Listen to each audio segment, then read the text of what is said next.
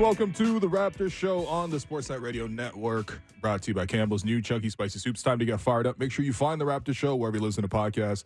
Subscribe, rate, review the program. I'm your host, Wayne Blue. We continue to have a rotating cast of co-hosts. Joining me today, JD Bunkis, host of the JD Bunkis Show. What's going on, JD? You were like, hope it goes well. Well, I was caught between two minds there. Hope it's all right. Yeah. Who's the Chunky Soup quarterback to you? You got to explain that one to me, man. Oh, see, Chunky Soup used to always have, Donovan McNabb. Oh, really? Their spokesperson. Now they got me? Well, yeah, that's what I'm saying. Now, to some kids, to young Raptors fans, you are their Donovan McNabb. Wow. All right. But then they started to go through it, and it was a badge of honor to be like, who is really the clubhouse leader of being the Chunky Soup quarterback or the Chunky Soup football player? Yeah. It's you. Okay, yeah. I feel like I quarterback this show as I bring us back to this. JD, I appreciate you. First off, I understood that. I mean, I wasn't made aware of this fully, but when I said, I was like, hey, Blake's gonna be away for another week. Let's go through a couple more ideas for co-hosts, and I threw your name out there, and I reached out to you, and not to make you brag on my show right now, but one of the things you told me was, I've always wanted to do this. How long have you wanted to do this, bro? We work in the same building. We could have just grabbed you at any moment. But it's not the same time. And you guys have one of the things I love about your guys' show is that it's like you not only get the biggest names, like once in a while you'll end up being like, oh crap, Adam Silver's on. Yeah. Okay. Hey, it happened once, but that's okay. Yeah, but hey, that's more times than it happened with me. Shouts to Dan Ellie once again. Okay. Yeah, Ultimate assist. The closest I got to Adam Silver was when it was All-Star Weekend. And I walked near him. That's it. I walked in his presence. That's the closest I got to it.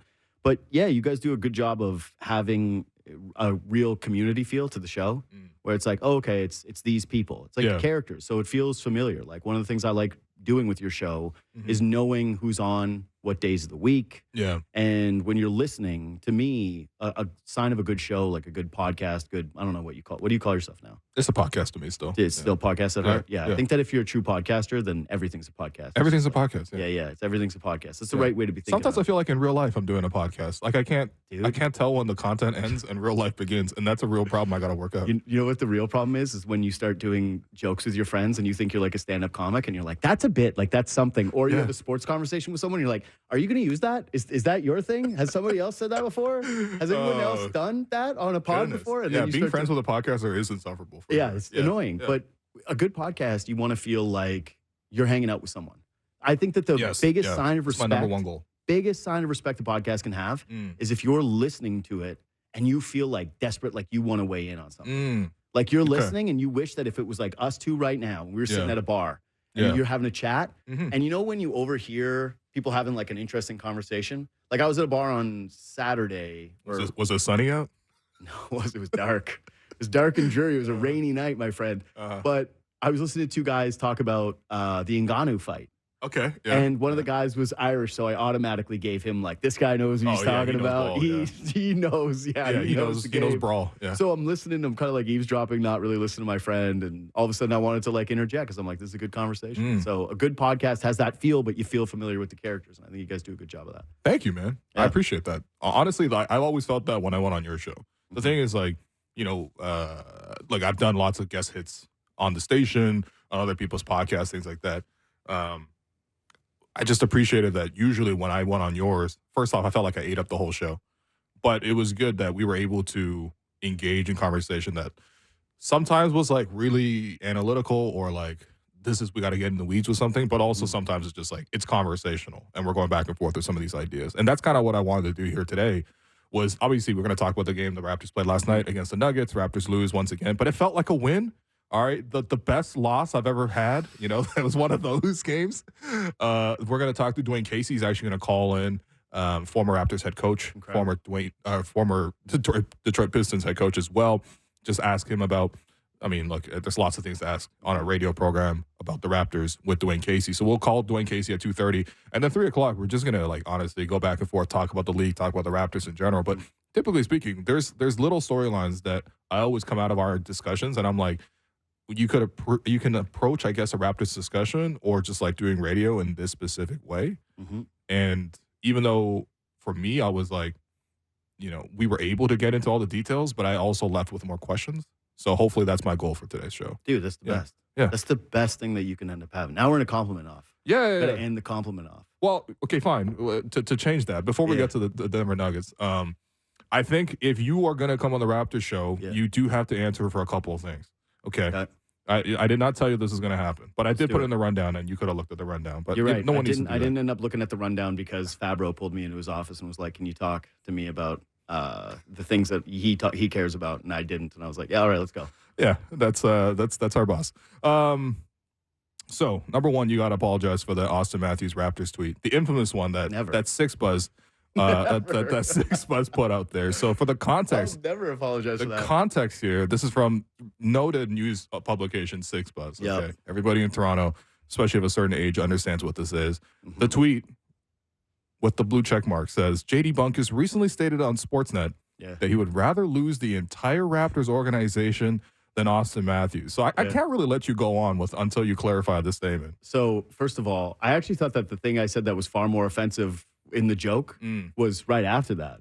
And I remember the way afterwards, man. I said that the way that Austin Matthews was playing, that he should get Braveheart rules, where it's like he shows up at your wedding and he's like, "I've actually decided that I'll be first with your wife." Wow. Yeah. All right. I was like, that's how good he was playing in the city of Toronto, the Braveheart rules, the Braveheart wedding rules. I was like, okay, so we avoided that one. I've always had that joke with my friends. I bet you if you look up, this is actually probably more embarrassing than the tweet itself. Uh-oh. I bet you if you look up my Twitter handle and like fold the franchise, that it comes up way too frequently. Like fold the franchise. You know what? I might do this right now. So this is again, you already put yourself out there as not like a major football guy. Yeah. There was a Monday night game between the Chicago Bears and the Arizona Cardinals, and I want to say 06, 07. It was when Tony Kornheiser was doing the color for Monday Night Football, which was crazy now in hindsight. Like they just kept going through like all these different casts. Yeah, right. And there was a kick. They were going to kick it to Devin Hester. It was the greatest kick returner of all time. The Bears. Yeah. And they're like, the Cardinals had this big lead, and Tony Kornheiser goes, if they kick it to Devin Hester and give up this lead, they had a massive lead. They should board up the stadium and fold the franchise. And they kicked it right to Devin Hester, and he ran down the field and he punched one in, and the Bears won. And you might know because the Cardinals coach at the time, he had the famous clip afterwards and we let him off the hook. Yes. That's from that game. Oh, okay, good. All right. Fold the franchise became like part of the lexicon of the friend group in what was first year university. And every time like a team was bad, you'd be like, and then you fold the franchise. Yeah. You use that as like hyperbole. Matthews was playing so good. And I'm like, fold. Yeah. I don't even know. I went through probably like 8 different things that they should do for Austin Matthews. And one was fold the Raptors franchise. And what's funny is when I first saw it, my first thought was, Six Buzz did this? Amazing. Drake might see my name. You're sick, man. You're a sicko. I was like, Drake might see this. Drake follows Six Buzz. He probably did. He honestly probably did. And he probably hates my guts because he just read it and he's like, this man is serious. So yeah, I was like, all right. I think anytime you say a joke, you will. So this was a joke. This is a joke, right? Well, I mean, of course. Okay, good. That's all. You know, Raptors fan base like can be quite sensitive and not sensitive, just like protective. I think protective. Ooh, I think both. Okay. Oh, I think both. Well, I said protective, to be clear. I said protective. But you know what I'll say is like, I love Raptors fans. I think that there is a protectionism that comes with being a Blue Jays fan and a Raptors fan that is different than being a Leafs fan. Like a Leafs fan, you're top dog. Right? You're top dog in the country. All the coverage is about you. You're the Lakers, essentially. Yeah, exactly. The main media coverage comes from here. With the Raptors, there's always like an inferiority complex that happens. Same with the Blue Jays, right? If you get disrespected, as you get put it, like you get overlooked on a list or someone doesn't put you on something, you get mad, right? It's also a Canada little brother, the U.S. thing. 100%. You remember Middleton versus DeMar? It was like one spot. Yeah. And people were like, we can't stand for this. So, I mean, I think Ben Golliver got to go. I couldn't stand for it because I never liked Chris Middleton's game. Guess what? We have a segment coming up later. I had to omit his name. He would have been on the old. He would have been on the old list. For me we have a segment. Of these players. We have a segment coming up that's basically just let me hate on these players. Yeah, I'm actually quite excited to do it. I'm excited to see how many of these guys actually link up with you or who actually syncs up with you. I hate that guy too. Yeah, Chris Middleton was. we're mind melding on that. We do, but I do think that's in general. There was like a feel from the fan base that's like. If you take a shot at the Raptors, you're taking a shot at all of us.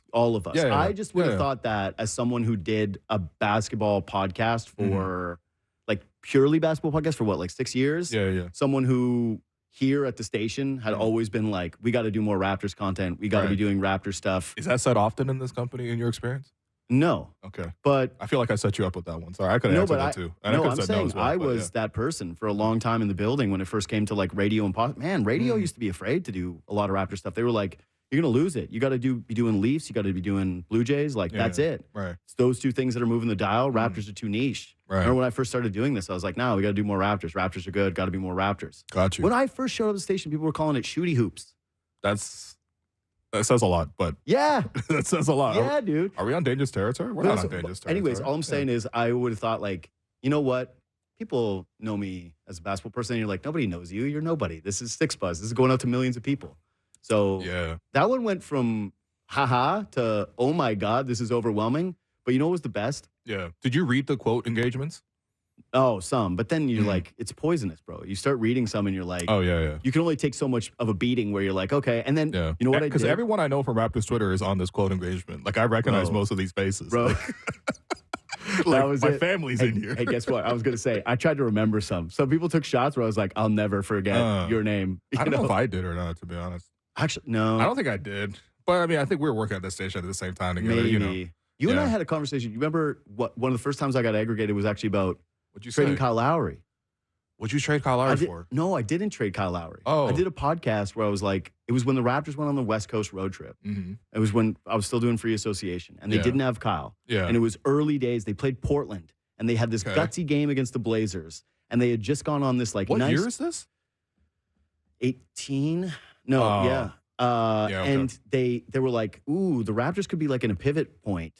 And we did a thought exercise of should the Raptors trade Kyle Lowry? Yeah. And that went out. Someone wrote like an article off of it or like aggregated it. Oh, I remember this. Yes, I do remember this. I might have dunked in you then, honestly. Yeah, but the crazy thing was the podcast, the whole thing was, that was just the question of the pod. And then both Donovan and I were like, yeah, absolutely not. You can't do it. Like, it's kind of actually a crazy thing, but it's something that popped up. I think there is something to the idea of social media. But that's where you essentially want to, there are people actively looking for like chum to like, for all the sharks on Twitter to like quote retweet it. 100%.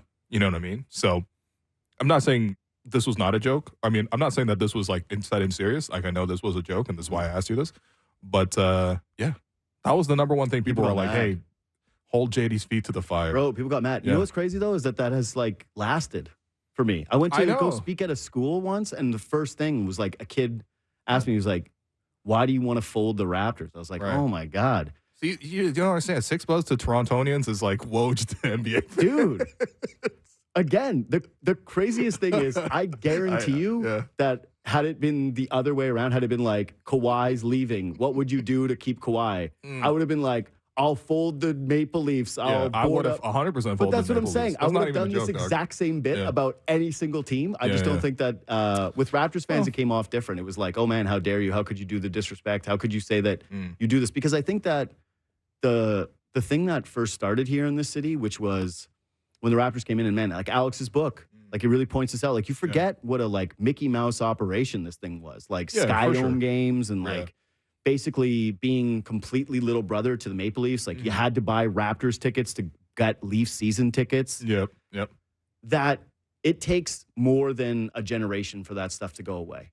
You know what I mean? And I think that sometimes maybe we discount that as media members. I'm not saying you, I'm saying other people that have been doing it a little bit longer, where you're like, oh yeah, this is fine. And everybody gets it and that's the joke. But that the little brother, hey, this is a Leafs town and your sport doesn't belong on this network or get talked about as much as the other sport. Like, I don't know if I think that lingers. And so when somebody sees a joke like that, even though for me, I'm like, oh, this is totally harmless. Like, who gives a crap? What are you talking about? This is like an outrage. The whole point of this bit was to be like as outrageous as possible to incite like how, much you're feeling about how someone's playing in the moment. That for some people that they're like, you know what? This is my, like the Raptors are a big part of my identity. I love this team. They've done a lot for me. And so what you're saying is something, is it basically still big media saying like, we don't take you seriously for hockey. So I think it just taps into a whole bunch of like the past here. No, it was, look, listen, I mean, for people who know you, like you're actually a true hooper. Like this man, he's such a true hooper. You were hooping in UConn. Yes. I used to shoot free throws in the driveway, like with Wintertime, that's as crazy. cold as it gets, because in my mind, it was always like, you're the only one out here doing this. Meanwhile, discounting the fact that there was a globe. I'm like, you know what? Discounting the world. I got more questions about what it was like growing up in UConn than I do about your Raptor fandom. Okay, so Raptors lose last night, 125-119 against Denver. Like I said, a loss so good it felt like a win, which is kind of really sad, but that's where we're at right now. I'm the opposite. Really? That one kind of crushed me in a way that I didn't know I still had feelings left for the Raps. Okay, it crushed me when I saw the whole lead go away, and the Raptors were up 20. Yeah. And they lost it. Denver was just knocking on the door. The Raptors made a couple of threes and maybe like delay the inevitable, but it was inevitable. And then once Denver took the lead, even though RJ kept scoring towards the end, and we'll start with RJ, but generally speaking, that game was kind of pre-decided, honestly. In the third quarter, the Raptors just made way too many errors to sort of let the Nuggets build a lot of momentum. RJ, though, finishes with 26, 7, and 9. Where are you at with RJ's future role with the team? Like, are you very comfortable with him being here long term now? Especially because every game it feels like he's got 20 plus and he's efficient. So, I'm an RJ fan. Okay. I think probably on the spectrum of like what he's shown so far in his NBA career, I'm still in the I haven't fully let go of what RJ we kind of hoped he would be when he was at Duke. Okay. You know what I'm saying? I still have when he was the third overall pick and people are going, this is so disappointing for the Knicks. I still had that hope of we'll see. Sure. I mean, he was the number one prospect going into college, going to Duke that year. Not just that, but I'm a huge Canada basketball fan. Yeah. And RJ represented a turning of the tides with the program of he's going to be there. Okay? Yeah. All these other guys. He has no other choice. His dad is literally the GM. And his godfather, Steve Nash. He's going to be the beginning of Canada basketball. It's like a prince. Correct. Yeah. And so to me, it's like RJ carried something special that we hadn't had since Wiggins at Kansas, where he was Maple Jordan, and we got to all those televised games, and everybody watched him on tape delay, whatever. He was he was the prince that was promised. Yeah, he was. RJ Barrett. Yeah. So I still have those lingering feelings towards him, which I think probably make me a little bit more forgiving of the mistakes. But do you feel vindicated watching what he's doing with the Raptors? Because the fact that he had 26, 7, and 9 is really impressive. If Scotty had 26, 7, and 9, we talked about this for 20 minutes. But with RJ, it's still ooh, do you believe it? Yeah, but here's the thing. Just with the Raptors this year, are you a good stats, bad team guy? Because with RJ, it was a good game. But then also, and it's not like anybody's perfect, right? Other than basically the guy that the Raptors were playing, the 7-footer, the Serbian, I think I heard you're him. this guy's a robot. He never makes mistakes. But even in that game, there were some questionable decisions from RJ where I went, it's the game is turning, right? In the third. Yeah. And he drove into a couple traffic. turnovers. Yeah, he's driving into traffic, sort of not with a plan. Right. I'm just going to attack and he does have a stubbornness about his game, which I feel helps him get to the rim as often as he does. But it also means that if they cut you off, then you are also usually stuck. So I think that's why Darko keeps talking about the idea that he's really been hammering the whole, I want you to average 7 assists. I don't think he actually expects him to average 7 assists. Like LeBron can average 7 assists, you know what I mean? But I think with RJ, he's looking for him to make more of those balanced reads, because you're right, actually. He did play a really good game, but in that third quarter, when they desperately needed somebody to turn around, it was Bruce Brown just first of all, I don't know what Bruce Brown's purpose is. The two adults were the worst two players during that stretch. Exactly.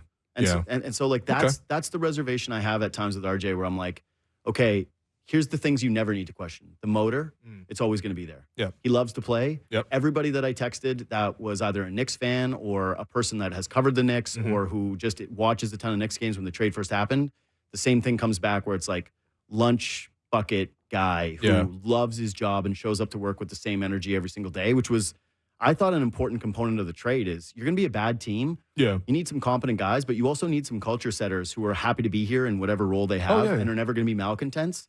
That's why they got Kelly as well, partially. Exactly. He's not a malcontent. Yeah. Ochai and Noir are both their dads were friends with Masai. Yeah. I'm not even kidding when I say this. They're all in the same WhatsApp group. I'm not even kidding. Their father's at Masai. I got to tell you, that's my biggest fears with Masai. And so hearing that is I didn't know about you didn't like that? No, I didn't like that one. I don't want any type of advantage in meritocracy, which is team sports.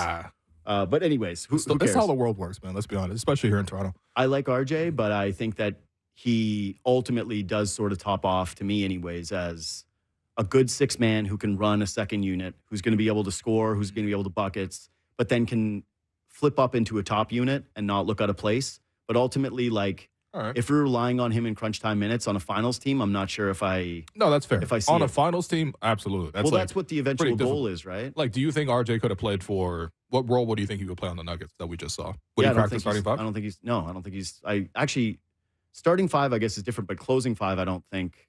Okay. Is the thing. Like, what does he do? God, I hate that. I feel like I'm no. But here's the thing: you've already said that you are a big fan of RJ. You've been a big fan of RJ. We just saw him have a really good game. Yeah. But I think we're just sort of looking ahead a little bit. And I think for me, I had similar thoughts of like defensively. You know what I mean? Like I think he could be a little stronger there. The playmaking, the sense of the moment could be a little stronger there. But those are things that I think honestly he can reasonably improve. Like he's 23 years old. I've seen lots of 23-year-olds become a lot better defensively when they get to 27 or 28. And I don't think RJ is starting at such a low level. Like, you know, when DeMar started, I was like, all right, man, this guy is like really, he's giving away like 90% of his points that he scores on defense. Yeah, like they're not the same. RJ is probably like maybe giving away 50%. Sure. But I do think that he can get to his neutral, and then that's where he takes himself to become more of like a net positive type of player. If you think that, then I think you can see him in a closing lineup on one of those teams. Yeah. Like, to me, I don't think he's ever going to be a plus defender. And he would be someone that, if I had to picture him again on a finals team or a floor, I have a hard time thinking that he wouldn't be the guy that opposing offenses don't attack. I don't know. I've yet to see the teams like specifically attack RJ. But then again, but that's, when you're going up against the Raptors right now, you can attack anybody. I was like, who's on this? You're right. They're not doing it on this team because he might be the best defender on, like, dude, they were throwing him against Zion. They were like, all right, we're playing the Pelicans tonight, RJ. You're playing Zion. Yeah. That was that didn't work. Yeah, I like RJ. I think like to put it, this will be my last football reference. Okay. Go ahead, man. I like it.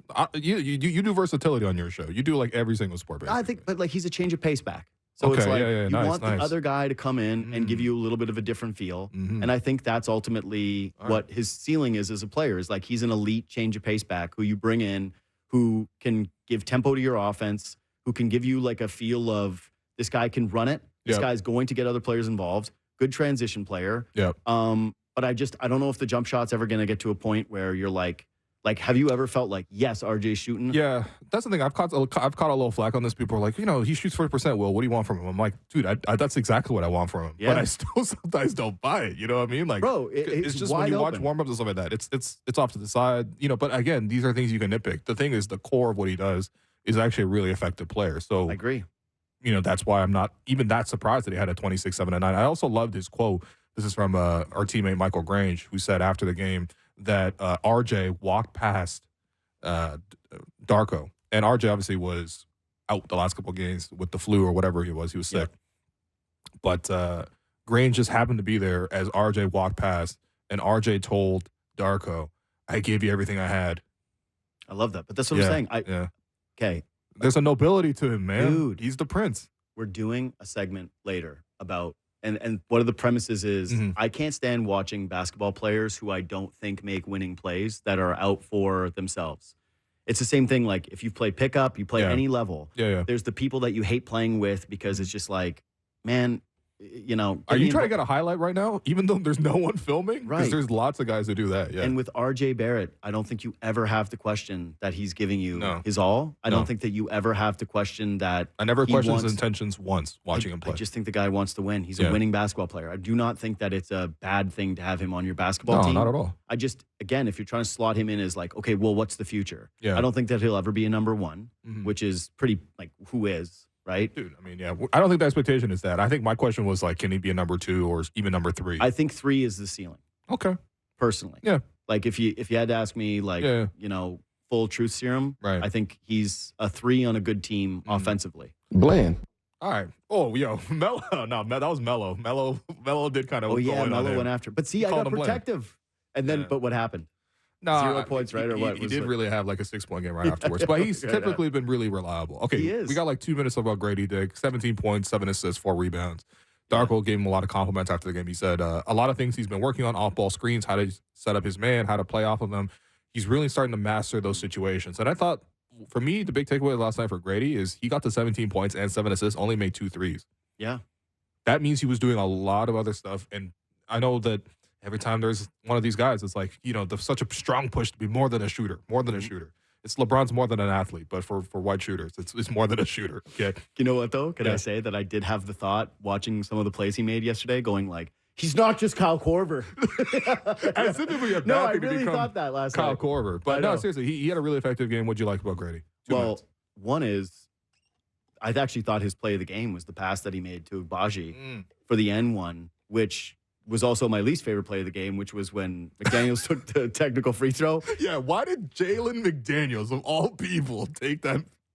That should have been Grady's technical free throw to shoot. He shoots like 90%. Yeah, obviously it should have been Grady's. And I don't know if it was, I don't know if they asked about it in the post game. No, they didn't. It wasn't that big of a deal probably, but then it was just it's a big deal to us, man. Well, it was a big deal because they ended up missing both free throws, and then there was like a run at that point where all of a sudden Denver grabbed some momentum, and I thought, they were pissed off there. Michael Porter Jr. gets a tech. He's slamming the basketball against like he's just like, this is we're pissed. We're trying to make a run and we can't put it together, and the Raptors keep finding something. Yeah. And then the 2 missed free throws was almost like, oh, okay, we got.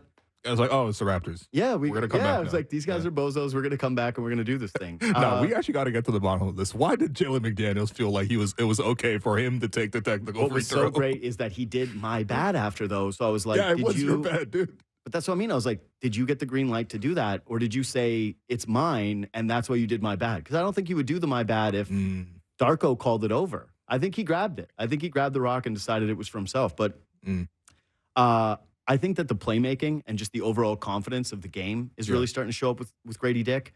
And the thing that I'm just really enjoying watching about him right now is his feel for the game is good. Nice. Like he's a basketball player. For sure. He makes good cuts. He makes good reads. There's not too many times where, and he's obviously got the confidence of a shooter where he just gets that little bit of space and he's not afraid to pull the trigger as a rookie. I like that he took 2 pull-up threes. Yeah. One, Jokic, again, first quarter was like, I'm not going to come above the 3-point line. Yeah, he's starting to do those like little scoop shots near the basket a little bit more. The little short mid-range pull-ups. He's showing a package that we definitely saw at Kansas. And again, I didn't watch him religiously at Kansas, but I saw him a few times there. He played for Kansas. Yeah, of course you're going to see him. But this is like, we're seeing that actually translate to the NBA, which I think is huge for this guy. That in year one, during a first half where we thought the confidence was so broken that we weren't sure what he was ever going to be or whether you're going to see him this season, for him to go from the guy who went to the G League and was not hitting jump shots to a guy who's taking those pull-ups, as you mentioned, who's making that kind of confident playmaking, who's looking for his shot outside of just catch and shoot threes. I think that's just an incredibly important development for the Raptors. And if I'm sure you've done this game a million times, but now with Scotty out, it's like, what are the things that you care most about? I'll be honest, I don't care as much about Quickly's volume shooting and pull-up three-point shooting because it's kind of like, well, I just think that that's going to be there, and that's a part of his game, and he's going to have a lot of opportunity. He's already established player in the league. He's looking for a contract. The Grady Dick stuff, to me, is like, it's more informative of potentially what you might have in the future, which is pretty positive. No, for sure. And I think, especially for rookies, I'm not necessarily looking for the consistency every single game. You always knock down 40%. Like, there's obviously still ups and downs. Like the last game, he was quite down. But to me, what I'm really looking for him as a rookie is these kind of highs. The fact that he could get 7 assists in a game like this, just playing within the system. Not even having the ball that much. 7 assists, Yeah, that's nice. So, Grady, RJ, thank you for making last night's game watchable. Raptors lose, but still, again, they made it competitive against the champions. So we're going to take our first break. I've been your host, Will. You've been listening to The Raptors Show on the Sportsnet Radio Network, brought to you by Campbell's new Chunky Spicy Soup. When we come back, Dwane Casey.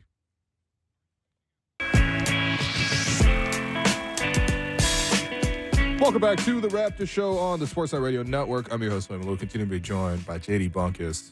Working in the afternoon for once, man. How you feeling? You good?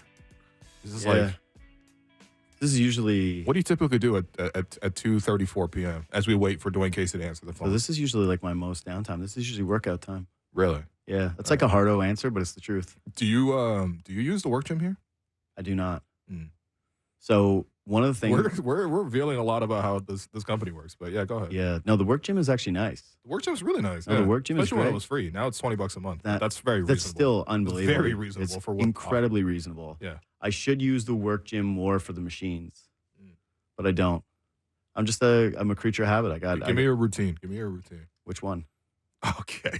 Give me the list of your routines. Yeah, the list of routines. No, today was supposed to be legs, so you'd like force me to skip leg day. This is devastating. I'm really torn up about it. I mean, it's not like there's not more time in the day. No, there is. This was the only time that was allotted for this, and there's absolutely no way that that's going to happen after this. That's the best part about wrapping up at 4 p.m. is just like it's perfect happy hour time. Dude. Like I very rarely go directly home. I go see somebody. Yeah. Or I'm like, I'm just gonna go. Like I brought my basketball. It's nice out, so for me, I'm just gonna go shoot after the show. You know, dude. So, you have the advantage of too, because I used to do 1 to 4. That was my first time slot. Oh yeah, I did 1 to 4. I was not familiar with your game. I'm sorry, man. I did 1 to 4 with Ennis when I first started doing like radio. All right. When you're 4 o'clock, you get to be the friend that's like, you're leaving work always at 4, but your friends who work till 5, you're their like cheeky fun friend where it's like, leave a little early. Yeah. Sneak out. Have a little fun. What you do is fun. not that important. Yeah, but to them, it's like, oh my God, I'm having the most fun time. And to you, it's just routine, but you're built for it. Like you're training every single day to be the fun friend who gives people like an early outlet from their job for an early, especially right now. Dude. Patio weather, perfect weather, shooting jumpers weather. Yeah. You know what? Not getting too sweaty? I don't even check the weather as much because whatever, the weather is going to be what it is. Oh, you're one of those guys? I check the wind conditions. Oh, wow, you're that kind. If it's over 20, I'm not shooting. Okay. It'll ruin my confidence a little bit if I miss that many. Yeah. So I think today is like 13. Yeah. The last time I checked. So no, this is ideal. Yeah. This is like, oh man, when you can show up and you just put the shorts on and a hoodie. It's not shorts weather, to be clear. It's if you're shooting and you're running around, shorts and a hoodie. Why am I running around? I'm just shooting by myself in the park. You gotta run. You gotta move. I gotta work on your handle. You just shoot it. Yeah, you got. Well, you got a rebounder. No, man. Yeah, that's it. I just don't miss that much. Okay. Straight shoot one shot from the same spot. See, I'm a move around. I'm working on fadeaways. Like I'm working always on fadeaways. Well, yeah, that's what you got to do. You got to work on like a turnaround. Like it's having. You got to make the most of the time by yourself. Otherwise, I get bored. Like I'm just gonna. I hear you. You're meticulously like shoot threes or like shoot free throws. I do make sure I practice certain things. I always make sure I end my shooting routine with 10 straight made free throws. See, that's nice. Yeah, and it's like if you don't get to 10 consecutive, you just don't leave. So sometimes it could be a little bit longer. That could be a little longer. It could be like an extra 30 minutes. Just like getting to 7 free throws and then missing one is very painful. About business. I put in. I'm about that. I'm about that. I put in my time with free throws. I know that I'm never going to have them again in my life. So everything else is just screwing around, having fun. Hey, by the way, so I'm looking at the jersey behind you. Yeah. There's a Fan 590 hockey jersey. Yeah. Black. And that's what conspicuous. I think this is actually your buddy McKee's jersey that we just decided to hang in the studio once in a while. But he told me that you guys used to have a basketball team, a work basketball team here as well. Kind of. We had a work basketball run. Okay. Which, by the way, Grant. But you were part of that, right? Yeah. Oh, yeah, of course. Yeah, basically ran that. Yeah. Yeah. Okay. Tell me about the run. Tell me about who are the real hoopers in the building. Well, first of all, let me tell you something. Brad Fay. Yeah. Sweet stroke. Okay. You leave Brad Fay uncovered. You give Brad Fay time and space. Okay. He'll knock it down. Like from anywhere? Like is he like he's got to have the toes on the line or no? Like well behind the line. Brad Fay, range. Like wow, okay. True range. Wow. But most of the guys that I played with are like very unassuming. Brad Fay, because he's the nicest guy you ever meet. That's what I'm saying. The only time I see him is when I had to do little TV hits. Yeah. And I come through and he says hi and nice little comment. He's just a nice man. True Jimmy. Like he can shoot it from 30. I wouldn't be nice if I could shoot from 30. I would be rude to people. I would be like, I can't respect you. You can't shoot from 30. Yeah. That's correct. Okay. So he's a sweet guy. Actually, the run was a little bit of a chippy run because it's like a Wellesley and Sherborne run. And so it wasn't just like Sportsnet people. It was like everybody in the community is showing up, and then it's like Sportsnet people trying to get in it too. Mm-hmm. And I think Faye got smashed in the face once, and he was like, I do TV, so that's it for me. Like y'all could be ugly on radio. That's a wrap for him. That was a great run, though. I got to bring Sherman Hamilton in and out of I missed that run. No, he could shoot it. Like, he could absolutely shoot it. But, like, that's the only, like, actual on-air guy because Grange never showed up for it. Running from the grind, literally. Well, I heard Grange could really ball back in the day. No, not even just back in the day, like in the current. But the thing is, Grange is vicious. Grange is vicious. Yes. Okay. Give me the scouting report on Michael Grange. So that's all I've ever had. Never played with Grange. Shocking, but so it's just like legend. This is like Will Chamberlain's 100-point game. All I know is Michael Grange being a hooper. Yeah, not. It's definitely not legend. It's definitely like facts. Okay, it's definitely established facts because I've heard it from enough like true hoopers. Yeah, okay. Like former college players that have played with him in runs. Oh, okay, got you. Yeah. But let's just put it this way. He's not shy with the elbows, and he's not shy with. Why am I laughing, man? I feel like Grange is going to elbow me when I see him at Raptors Magic on Friday. He's going to deliver a bow. I've said this a million times on air, but Grange is like one of the realest guys in the building in terms of like actually roots for others in the business. 100%. Like, that's why it burns me so much when people slander him online. I'm like, I know you can get a little awkward sometimes. Yeah, you can't do it. No, like I would do anything for that man. Like truly. Like has been in my corner from basically day one. Has definitely like put me in my place a couple times. But like, that's what you need an OG to do, man. But that's correct. Is like, dude, no, he is the ultimate like caretaker of like this industry. Like But I think if you... So you tell me he throws bows and he's an OG. So you tell me he's like a Udonis Haslem. Like, he's Sportsnet's Udonis Haslem. Yeah. In a blue checkered suit. Yeah. Yeah. You know what he is, too? It's like... Remember when Vince Staples did Respect DeMar DeRozan? Yeah. It's like insinuating like the danger underneath. Yeah. I think that we have the same thing as Sportsnet where it's like... Respect Michael Grange. Respect Michael Grange. This is good. I feel like I've only been here 3 years, so I don't actually have the full scouting report on everything. I appreciate this perspective. I don't think, by the way, Dwane's going to be on. I wasn't really familiar with your game. Yeah, so we're going to have to talk about more things from last night's game. I have a question for you about last night's game. Jonte and Kelly at center, both productive, I thought. Jonte, I thought, did a really admirable job. You got too horny in the tweets. You were like, he's doing it. He's shutting down. Dude, every time he stopped Jokic, I tweeted once. No. So I tweeted 3 times. And all things considered, that's a hat trick of stops for me. Did you? Yeah. What do you think of Jonte? You like Jonte? Let's put it this way: out of all the guys that came off the bench yesterday, I think he's the closest thing to someone you could see like on the fringes of regular rotation. This is the faintest compliment you could give somebody. You said out of Jalen McDaniels, Jordan Nwora, and Javon Freeman-Liberty, out of those 3 other guys, that he's the closest to being a fringe rotation guy. Yes. Okay. All right. Do you agree, disagree? No, I 100% agree, man. I think Jonte has come in at certain moments, and every time I see him, I'm like, okay, he knows what he's doing out there. Maybe there's obviously limitations. You see limitations, like he's, for a big man, like obviously not going to finish above the rim or, even like offer a hard roll or whatever, but like he could pop it a little bit. And I'm happy he took a bunch of threes yesterday because that's what he needed to do. Also, the Nuggets were like wild disrespectful. They were just sagging off everybody. Which is weird because his brother's on the team, and I would have thought that they'd be like, can he shoot like you somewhat? And he's like, how much? Okay, this is a side conversation. How much do you think the Nuggets prepared for last night's game? 0. That's why. Are you kidding? This is the whole. At halftime, they're like, "Oh wow, all right, we got to strap in," and then they did, and then they won. Actually, one of the questions that I wanted to ask you today was, if the Raptors would have been healthy for this game, do you think that the Raptors would have had like any point led by double digits? Okay.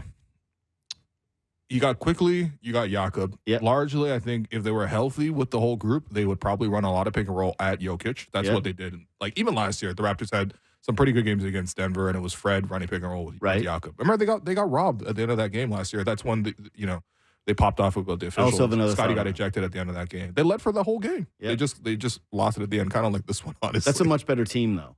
It is a much better team, I guess. I just think that Denver. I don't want. This feels like I'm taking away credit from those guys because they played hard, and it was. But I think that it was the perfect combination of you got dudes who wouldn't normally get an opportunity. Like, what is McDaniel's average minutes a game? 7, 8 this season? I'm gonna verify this for you. Don't worry. That's my guess. If I had to do the gambling, is averaging 9. Wow, 9 minutes. Yeah, it's really good, man. 9? Yeah. 9, but he only played in half the games. I was going to say, so that's because it's 36 half the games played. and those last 2 games that he's actually played minutes have bumped that number. Yeah, the last couple of games with the Raptors trading away all their other forwards and all the other ones getting injured, I'm like, all right, McDaniel's actually coming in and making a positive impact. McDaniel's looks very much like a guy when he's on, and I would say that if you were just giving me... Like he was hitting fadeaway jumpers yesterday, and I was like, what? Dude, where was any of this? I texted you. If you just saw the mixtape of him from last night, just like the clips... And you were like, this happened against Denver. Yeah. Is he like, what is he in the league? You'd be like, oh, he's at least a mid-level exception guy. Right? Yeah. Like, that makes sense for him. So he looked all right. So I guess it would be down between him and Jonte. I thought Jonte played a good game, but then Jokic is a basketball genius, and he figured him out, and he started to torch him. And Jonte's one of those guys where I actually thought he made some clutch threes. There was like that run. where once it started to fall apart in the third quarter and you could feel like, oh, this game is doomed. I think he hit 2. Yeah. Well, that's the thing. A lot of other guys were like, okay, when you're playing well, the Nuggets are playing terrible. Like, everyone looks good. You're in transition. You're dunking the ball. You're moving it against a defense that's not moving. Like, again, things look good. When things got bad, I actually thought Jonte Kane maintained his level. Yeah. Which is important to me. I agree. There's certain players that can only, essentially, not front runners, but like, essentially, when the whole team is confident and running, they can go. And I think Jonte was able to make a couple of those. You know what he has, too, is like, he reminds me a little bit post-defensively at times. This is a steep exaggeration. This player was better. But like a little bit of Chuck Hayes where it's like the tree trunk legs that like if you're trying to move the player, he's going to be strong and he's going to like stand his defensive position well. Yes. Which is actually what I thought Jokic struggled with a little bit earlier. Because like, did you see that moment where Jokic slams into Kelly and then Kelly's like, what the hell was that? Jokic has that to his game. Oh, like, yeah, he's nasty. He'll test you physically. For sure, yeah. And he's Michael Grange. Yeah, he is. Actually, his brothers are Michael Grange. Just his brothers are Michael Grange. Yeah. Coming out of the stands to scrap you out. I don't think Jonte, like, I think he can hang with that a little bit. Got you. You know what I got a little nostalgic for, though, yesterday is this was always a really fun game on the Raptors schedule because we got to see OG defend Jokic. Right, yeah. No, I know. Let's think about the old days. The old days, man. Yeah, now you got Jonte. That's what I'm saying. You thought that they were the old days. What you're talking about is Jokic, I think, coming into this matchup, not really being that I mean, I'm sure he's familiar with Kelly, but like, because Kelly's a veteran, but like, he's probably not familiar with like Jonte. Like, with all due respect to Jonte, like, I'm not expecting the MVP to know these things. So I think first half, Jokic is like, all right, I'm going to get him in the post and I'm going to give him a spin and I'm going to hook. Simple, basic. And I think that Jonte did a really good job studying the matchup. I'm sure he was up all night, like, figuring this one out, trying to do a good job, going up against his brother. I'm sure his family was watching and everything. They had the whole jersey swap. And he's like, all right, he's going to spin this way. I'm going to sit on that spin. And I'm going to be super strong and beat him to the spot. And that's how he got a couple of those post stops. Jokic going to halftime was like, all right, now I kind of know what he's doing. And there was one move, and I think he only did it once because he could score in a variety of ways, but got him in the post, gave them that, sold the first original half spin, got Jonte to like, oh, I'm going to go. He's doing the move again. I'm going to bite. I'm going to get there on time. And then he spun back the other way for a little soft hook. And I was like, this guy's a genius, man. It took him 10 minutes. Yeah, Nikola Jokic just pork belly. Yeah, he wasn't the first half. Second half, I don't know, man. This guy was a monster. Is there a player that you enjoy watching more than Jokic? No, honestly, probably. This year, Wemby. Well, there's a newness to Wemby. Yeah, there is. Yeah. Like, and now Wemby will always have a special place in my heart, too, because I went to that game and sat in good seats. Oh, yeah. He showed out, like, in just an incredible way. Yeah. And 10 blocks, man. Well, and he recovered a possession on every single one of them, except for one, where the Raptors got the ball back, and then he blocked him a second time and got the ball back. So he kept that's basically 9 steals as well. Yeah. You know what one of my favorite things with him is not even just the blocks. It's the way that he alters shots where guys think they have space. Like, I watched a little bit of the Warriors-Spurs game yesterday. Yeah. And dude, you're a sickle because you also watched Portland versus but the Warriors-Spurs game was actually good for a little bit. And, like, they didn't have Steph, so I want to see kind of, like, what this looked like. Right, okay. How many mid-range jump shots do you think Chris Paul has taken in his career? I don't know, man. Like 5,000. Yeah, exactly. Thousands. And numerous. How many times have you ever seen Chris Paul judge the space around him like, oh, yeah, I'm going to get like this is not the ideal time to take this midi? Yeah, yeah. It turns down lots of shots, for sure. For sure. And there was one play in that game where it's like Wemby is under the basket and Paul, he gets the ball. He's like, oh, it's mid-range time. And within like a split second, Wemby's there and he didn't block it. But Chris Paul has to shoot like, this high-arcing rainbow shot to try to get it over Wemby. And you're like, there's nobody else in league history that covers that ground and makes Chris Paul one of the best of all time in that spot get altered that way. Yeah, I mean, as a rookie, he's leading the whole league in blocks, and it's not particularly close. No, he's incredible. He'll go down as the greatest shot blocker of all time, like without any shadow of a doubt.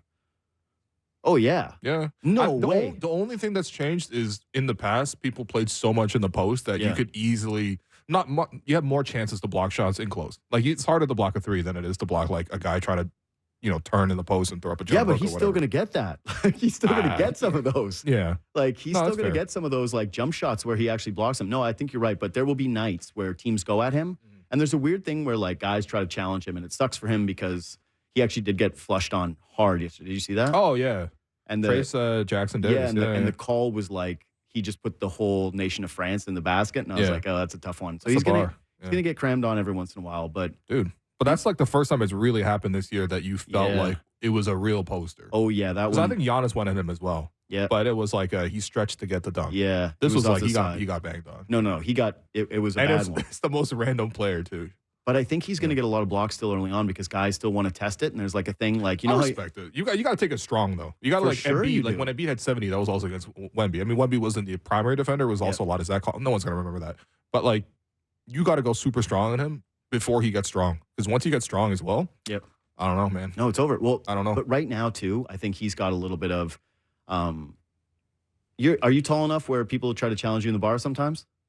What does that mean? Challenge me in the bar? Yeah, like usually these are cultural differences. Usually, okay, yes, maybe. Because when Asians drink, we just pull out a mahjong table. Yeah, and then we challenge each other there. All right, or karaoke. So I think if you ask a lot of like big guys that have been like in a lot of late night establishments, that every once in a while the person who gets a little bit too much confidence decides like, you know what, I'm going to test you. Like, you're the test because you're the big guy. Yeah. And so let's try to take you down. I think there's a bit of that. Like when you say take me, again, fight, this is called, fight. Okay, yeah, got you. Have a scrap. Go outside, have a fight. Or maybe not outside. Maybe you do it in the bar. Inside, yeah. I mean, you gotta respect the establishment. You take it outside. Yeah. I don't think that if you're that type, you respect establishments. This is all new to me. I don't think that's your primary concern. But I think Wemby has a little bit of that where there's a lot of guys in the league that are trying to attack the rim at him, going like, you're skinny, I'm going to go through you. And then all of a sudden it's like, nope, he's actually holding on to the basketball. This happens a lot with Chet, actually. Yeah. Guys always look at Chet like, I could take this guy. Yeah. And Chet actually has that toughness. The thing with Wemby is you see so many highlights now where it's like, dude, if you don't know better, that's on you. That's fair. First week of the season when guys were trying to, like Kyrie was doing his signature move, Wiggins, he blocked him easily. It was like, okay, I get it. Like, guys need to adjust. If you haven't seen a million Wemby highlights by now and you don't know the scouting report, then, But I'm saying like finishers too, like, Barnes went at him. Well, actually, it was Pirtle went at him early in the Raptors game where it was like, what are you doing, Jakob? Like, this is not your time. You didn't like Jakob posting up Wemby in a 20-point loss? No, I didn't. I didn't think it was the time to try that out. But I do think that the dudes who attack the basket relentlessly, they gotta test the water. It's part of the job. It's part of the job. It's part of the hazards of the job. You know, you don't want them to actually just back down. It's it's clear that you and I both really love watching Wemby. But Wemby. But Jokic otherwise, Well, it's what you talked about yesterday, where it's like how the frustrating thing to me so many times is like a fan and mostly just an idiot who hasn't been in these situations, but who gets to judge it from his couch is like decision making, right? Where you're like, and especially now, I think as a modern fan, you're everything's about like efficiency, and like the thing about Denver that just makes me feel like they're going to be the unstoppable force, and that is so fun is that. It's like, how often do you see Jokic really make mistakes? Every once in a while, he'll kind of have that little, like, fall away, it's the end of the clock frustration shot that he shoots. He does a lot of hold the hands up for the complaining for a foul. Oh, yeah, he's a big hold the hands up. He's got a signature complaint. He got a take foul yesterday because of it. Yeah. He also does smart things, like he'll tie his shoelace to give the team more time to look at the video. Because every team has, like, one employee that's, like, literally holding an iPad at the end of the bench who's there to just review tape.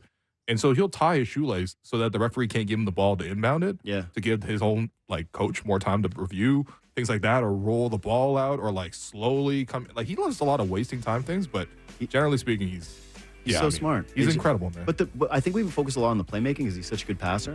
But it's like my favorite thing with him was just like identifying guys and backing them down from like the top of the key, where he's like, I'm going to bump you all the way down and I'm going to score, and you're like, well. Who else is doing that? What am I supposed to do? And I can't double you. Like, you're going to find every three-point shooter. Yeah, he's unstoppable. And also Jamal Murray is there. So we'll talk about Jamal a little bit more after this break, actually. But we're going to take another one. Sorry, no Dwane Casey today. That was a pump fake. I'm sorry. But we'll maybe get him another time. We'll take a break. Been your host, Willie. You've been listening to The Raptors Show on the Sportsnet Radio Network, brought to you by Campbell's new Chunky Spicy Soup.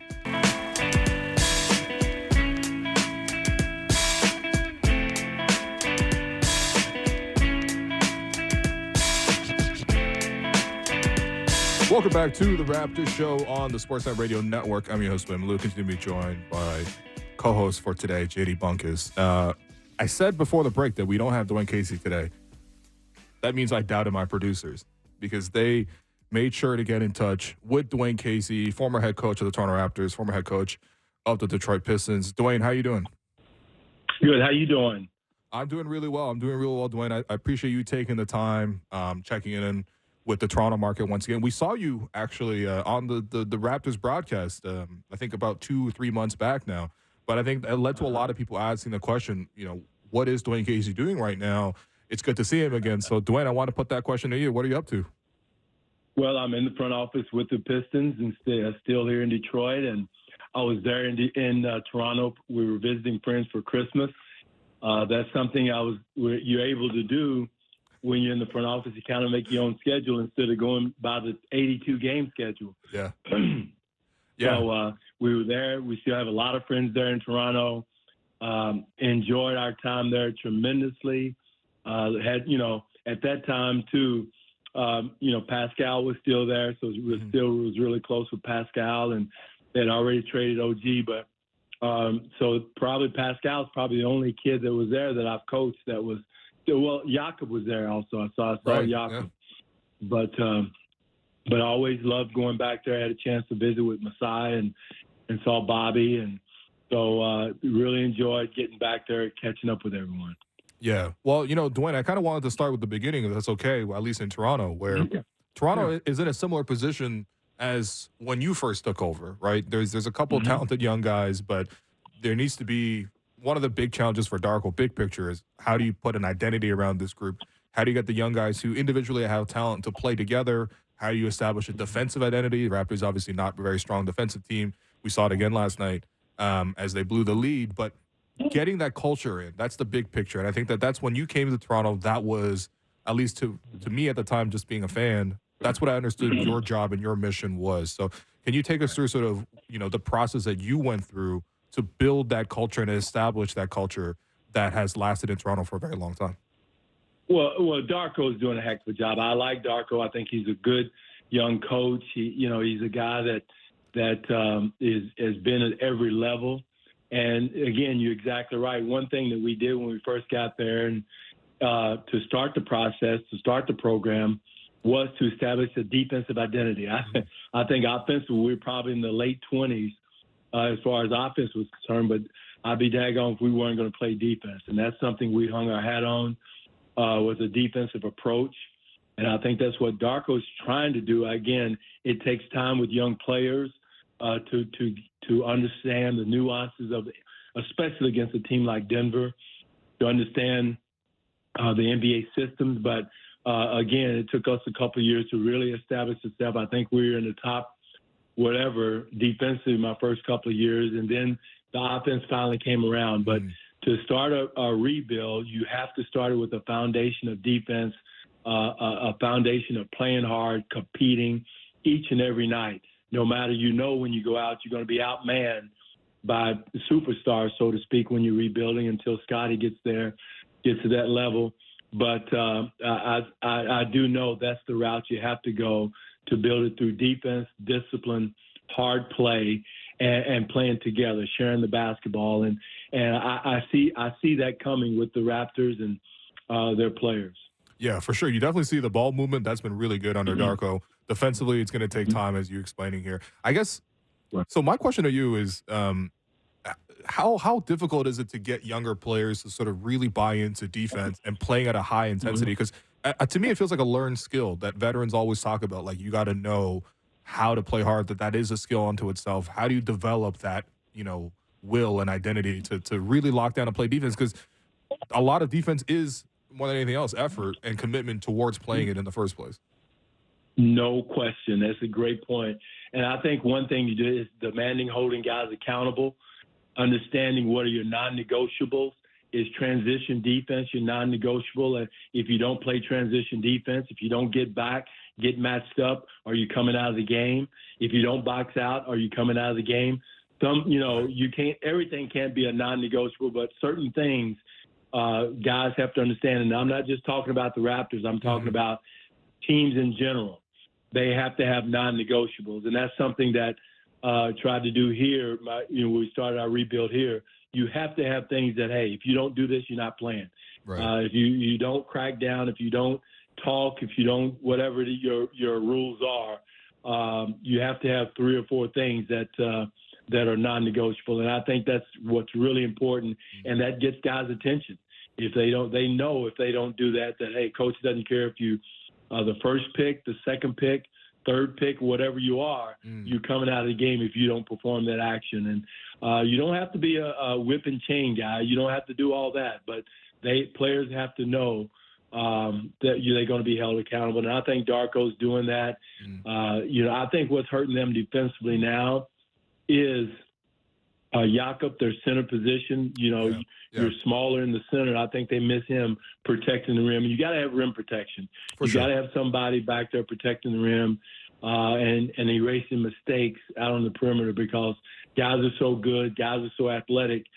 Even back when I first started with the Raptors, offensive game has changed so much. Guys are so skilled at all 5 positions. They can shoot the three. They can put the ball on the floor. So you've got to be on your P's and Q's on the perimeter, and then have somebody at the rim protecting it. Yeah. I was going to say, when you first talked with the Raptors, if the Raptors give up 120, I'm sure you would have been pretty mad. You would have been yelling at these guys, or at least making sure that they understood that that's not acceptable. Certain nights these days in the league, if you hold a team to 120, you might say, hey, great job defensively tonight. Really good job. No question. And I don't know if I would say that, but that's going to happen. Okay. And I don't care who you are, it's going to happen on 120 night, because one, the emphasis on the quality shots. I know when we were there, I think 2017-18, we were like top 5 in offense, and we thought we were cooking. And probably now we'd probably be in the middle of the pack because the scoring has gone up and shooting has gone up, and teams being disciplined with the analytical game. So it's so many things offensively teams are doing now that but again, you still have to have non-negotiables defensively to make sure they keep up to stay with the game plan. Hey, Dwane, now that we're on this subject, and I've always wanted to ask you this, and I came into the media game a little bit later on, so I'm not exactly Doug Smith. I can't just walk up and ask anything. I've always wanted to ask you to tell us the story of how you brought the rock, right? Because that's the thing. Everyone knows the pound the rock philosophy. We know that the origins came from the Spurs, or at least that's what I assume. But the idea of having a physical boulder in the Raptors, in the building, tell us about that. Where'd you get that idea, and how did you make that happen? Well, matter of fact, you're exactly right. We're all a thieves, and I did steal it from Coach Pop. I know University of Kansas had it. A couple other colleges had it, and so we had one of our assistants to go out and get, and also Brian Colangelo to go out and get a rock. He went to a rock quarry there in Toronto, outside of Toronto, and brought this big rock in. And again, it's really where we were at the time. And every day you had to chip off at the rock, work hard. At that time, we didn't know how good we were going to be. It could be. We struggled the first year, but we just kept on chipping away. And so that pound the rock image and that mantra really, really fit our team at that time. Yeah. Jose Calderon, we had Jamal McGlory. We had some hardworking, hard hat guys at the time. DeMar DeRozan was a young pup at the time. So we had to hang our head on something, and that just stuck. We got it. We put it right there in the hallway outside the coach's office there, and guys would see it as soon as they come out of the locker room and go out. Some of them would touch it as they went out, and I think the marketing department went out and got some pound the rock, little miniature rocks to put around. So it caught on pretty hard, and everybody around, when I went around the country, around Canada, people would say pound the rock. Yeah. So it caught on, but I think the better we got, the less the less it stuck. And we moved on from it, but I thought it was pretty good, and once it did catch on. Yeah, Dwane, I got to tell you, I started a podcast. This is when I was working at a different company at The Score, and we were trying to name the podcast, and I named it Pound the Rock because it was started out in like 2017, I think, and that was the name that we like too. It's a good phrase, I'm happy that players actually interacted with I don't know if anyone was hammering the rock trying to break it, but the fact that players and coaches were touching this rock too, I like it. It's exactly. metaphorical. They went in and touched it, and I thought it was cool. I to be totally honest, I didn't think it would catch the way it did. but I would go speak in Winnipeg. I go speak in Vancouver, and people come up to me and say, "Hey, pound the rock." So that was really cool, and made you feel good that we did have an identity. Yeah, the team had an identity that fit the country, that fit where we were as an organization, as a team, and it helped us kind of work hard every day, and we did work hard. I look back now, and probably I would say 80% of the practice was on defense. And because we were challenged offensively just because of the personnel. But the one thing I knew we could do, we could defend, and the guys stuck with it. And then once we got better offensively, we took off. So Dwane, I mean, we can't talk about your time with the Raptors without talking about Kyle and DeMar, right? These guys are fundamental foundation pieces. I want to ask, since we're talking about the beginning, what were Kyle and DeMar like in the beginning? Because right now we see them as best buddies.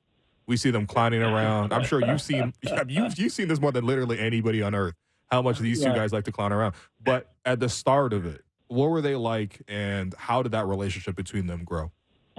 It grew. It grew. It didn't start out. I mean, they started out.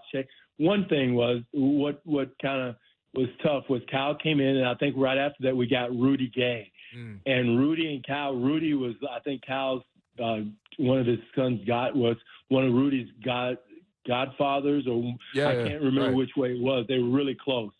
And so they kind of, so automatically Kyle and DeMar weren't close right off the bat. I mean, they were cordial to each other practice. But I think the year that we really took off, they got close. I think, their relationship grew. Now they're like brothers. They text all the time. Yeah. Like I would be with DeMar, and he'll FaceTime with Kyle, and Kyle will FaceTime with DeMar. And so they're like frickin' frack now. But you're right. It took it a little time to take off and grow. Two beautiful human beings. Kyle, I never forget, Jose Calderon was starting in front of Kyle. Yeah, right. And so Kyle was backing up Jose Calderon. And Jose is one of the most beautiful human beings you ever want to be around. Right. And so I felt sorry for Jose because Kyle would come in on a mission every day in practice and kick Jose's butt. I mean, I felt sorry for Jose. He was going to make sure he took that position. And he finally did. And I think we finally moved Jose. But Kyle was on a mission to prove that, hey, I'm better than Jose Calderon, and which it turned out he was. And the rest is history. The rest is really history. No, I've really enjoyed Kyle because I feel like to fans, I mean, I don't have to say this to a lot of people, but Kyle really has a really great case for greatest Raptor of all time. He was here for so much of it, including the championship. Such a beloved figure as well. And I think the one thing with Kyle is he always had that chip on his shoulder. He'll compete in a way that 99% of players won't go to that level to compete.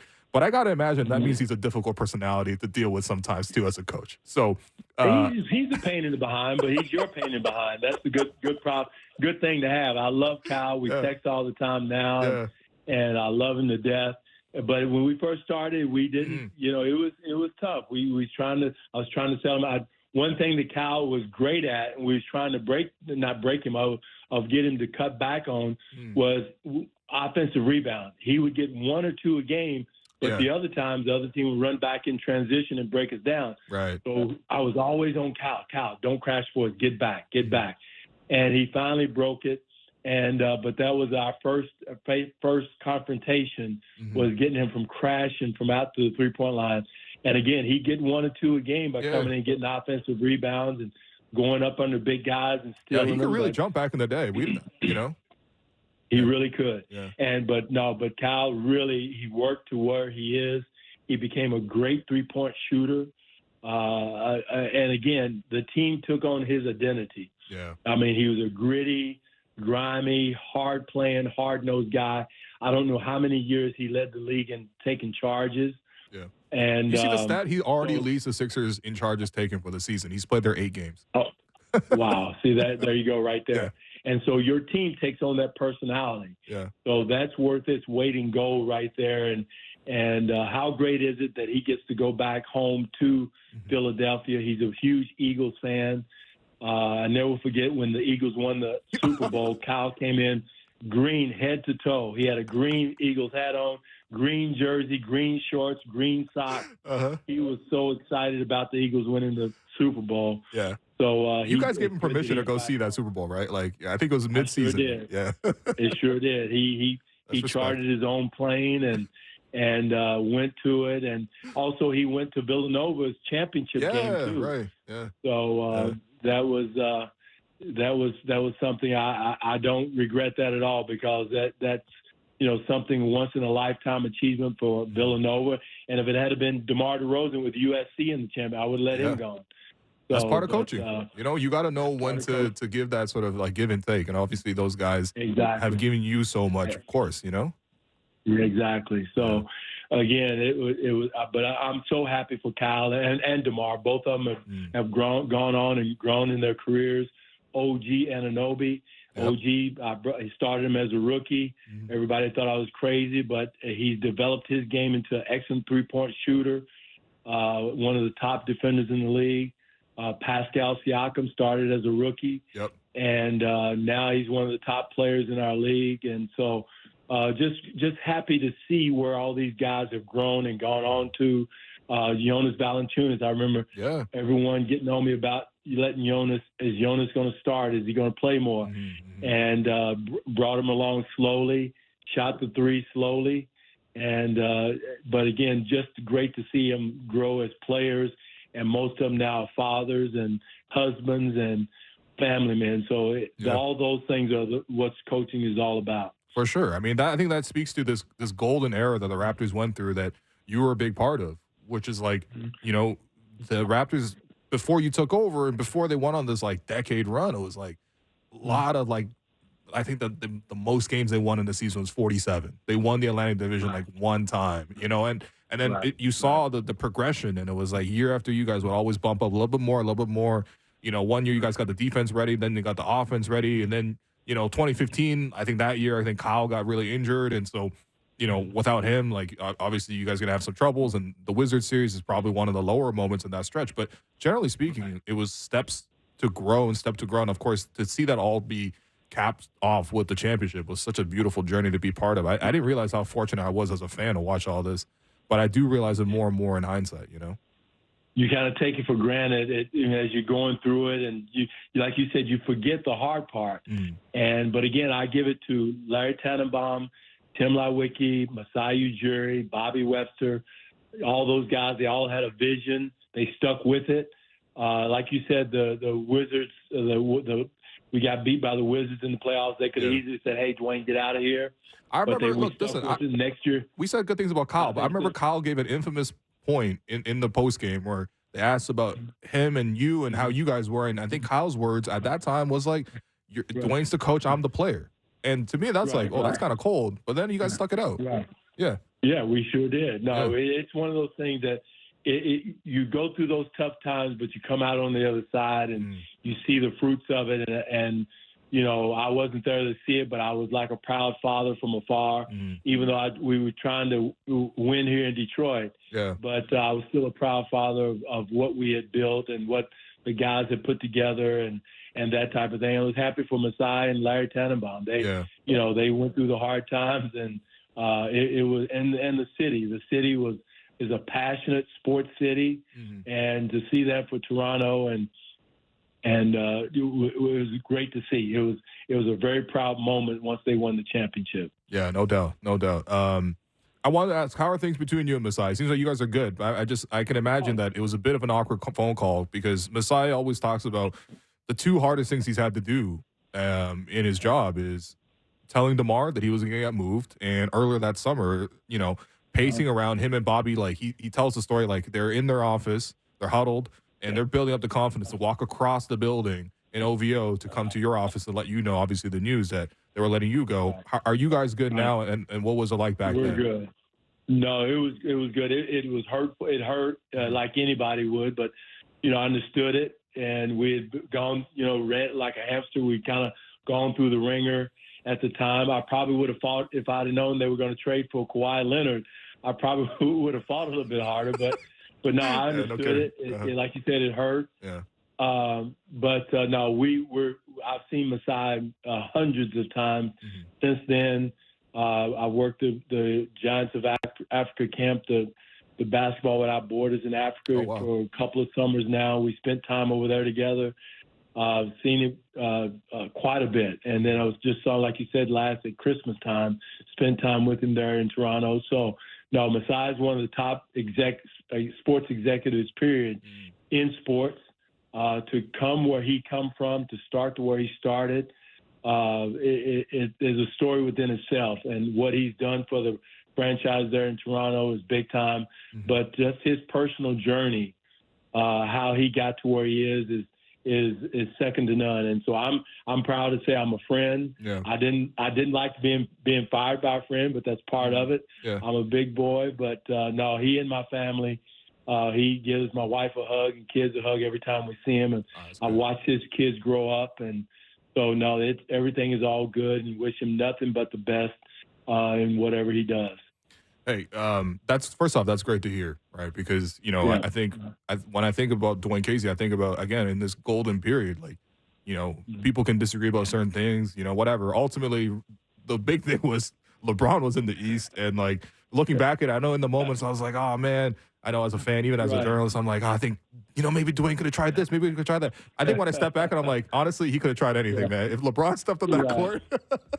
Well, I laugh with Brad Stevens and Eric Spoelstra every time I see him, because what do you go, like 9 years in a row?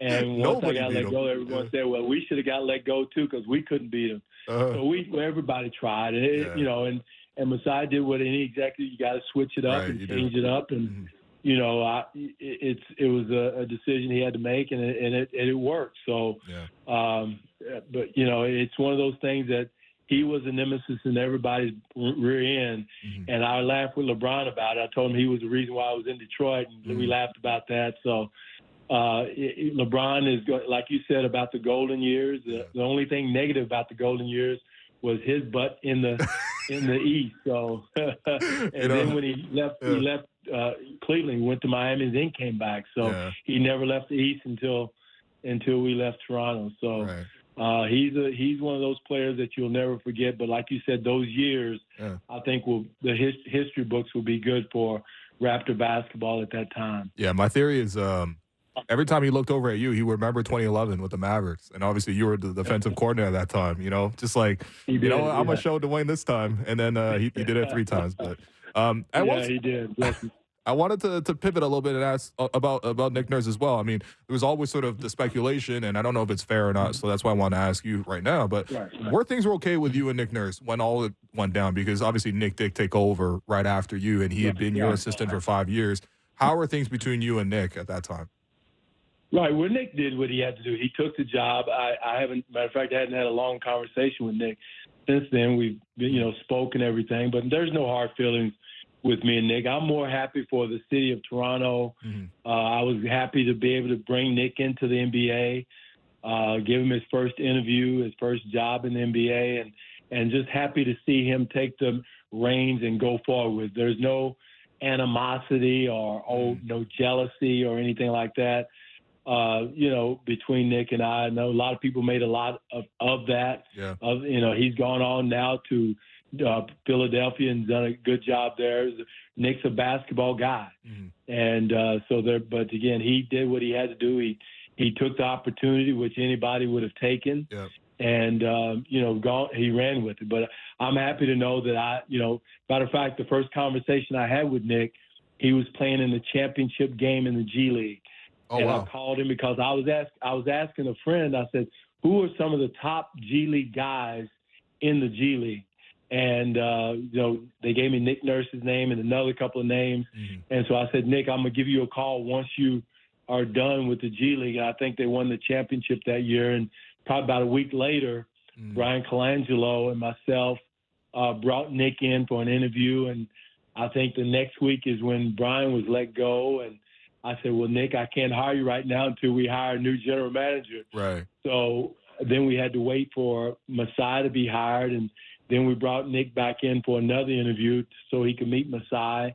And that's when we hired him as a coach. So it was a kind of a roundabout way to get there, but we finally got there, and everything turned out good. All right, good. Because the stories, I think, but when people were sort of putting 2 and 2 together, I don't think if it was like I think it was just people putting two and two together and just thinking about sort of how it all went down. But I'm happy to hear that everything's all good. Right. No, that's no. Yeah. And it's just like everybody made a big deal about, us coming back, and I think that was my next question. First year. That was my next question. And we were just trying to win. I mean, we made the playoffs that year. Blake was healthy. Yeah. Blake Griffin was healthy, which was huge. And, we had a good year that year. So just luckily we were able to beat Toronto, and everybody, he wants to beat Toronto worse. No, we wanted to win 82. Okay. I don't care if you're Toronto, New York, Cleveland, Chicago. We was trying to win. And, but everybody tried to make a big deal out of it. And I think the first game we got a tip in by Reggie Bullock. I remember this very clearly. And I was excited, not because I was excited just because we won the game. I mean, on a tip in, a play that we drew up. And so people can have all the narratives they want and that type of thing, but that's why they call them fans. Hey, listen, I hear you. I think, honestly, speaking for myself personally, and I know I'm not alone, I think I was just salty because we were like, come on, we want these wins too. And why does Casey keep beating us? The thing about it, I did know the players. I knew the strengths and weaknesses of the guys. Okay. I knew they were still running a lot of the same sets we were that I had run that year previously. So we knew the calls, we knew the sets, we knew the tendencies. Gotcha. That type of thing, but it wasn't any extra. Oh, I want to beat them. We got to beat Toronto. No. All right. We had a lot of fish to fry that year, and so, it was fun. Hey, you know what? It wasn't fun in the moment, but when I look back at all these moments, I just genuinely appreciate all of this because it was a really, really good time in Toronto, and Yeah, I don't know. Do you still got the itch to coach? Do you still want to get back, or what's your situation? I'm not sure. I enjoy what I'm doing now. We're in the middle of watching the draft. I'm getting ready to go to the SEC tournament and a couple of other tournaments to see. I miss coaching. I miss the camaraderie with the players because when you're on this side, you don't travel with the team. You don't have your coaches meetings every morning and your strategy sessions and that type of thing. So you miss that. But, so we'll see. But I enjoy what I'm doing now. I enjoy our owner, Tom Gores, and Troy Weaver, and our people here working with Monty and his staff. It's been fun. It's been tough. We've gone through a tough year, a young year, kind of what, probably not to the extent that the Raptors have gone through, but we've gone through a rebuild here for the last few years, which is these are the tough times for us. But we can see the light at the end of the rainbow, which is great. And so we'll see what happens in the future. But I'm enjoying what we're doing now and watching these young players grow. Yeah. All right, Dwane, I appreciate your time. Thank you so much for checking in once again. And it was really great to go through some of these times. It really was. So thank you. No problem, guys. Great to talk to you. And I will see the Raptors tomorrow night. Hey, we will. That's good timing. You'll see a lot of Raptor fans in the building too. That's got to burn. That's got to burn some people in Detroit. The fact that Toronto just comes in and invades Little Caesars every time. I told the ticket office when I was coaching the Raptors, we knew we were going to have as many fans here in Detroit, and we somehow, some way, we got to block those tickets and not let. But they still come in, and they also do it with the Maple Leafs when the Maple Leafs play the Wings, the Red Wings. Yeah. It is packed with Maple Leaf fans. They bring buses down, and you were right here on the border. I went over and spoke for Richard Petty, who used to be the president. Right. He's right over in Windsor and done a heck of a job. And he's got a bookstore there and hotel, and really done a heck of a job in downtown Windsor there. So there's a lot of Raptor fans right here next to us, right? So I don't know. We have to kind of check the driver's license and see where they're from before we sell them tickets. No, but it's great. I think it's good for basketball to kind of have that boundary and that rivalry next to each other. And Raptor fans travel well. You can go anywhere in the NBA, LA, Denver, wherever. Yeah. They're going to be there. And so, which is great for the league and for the Raptors organization. There you go. All right, Dwane, thank you so much. Okay, thank you, guys.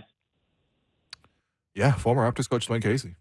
JD, man, I'm sorry I cut you out the whole interview. It's just we were flowing. This is your. I'll step back and enjoy it. Oh, okay.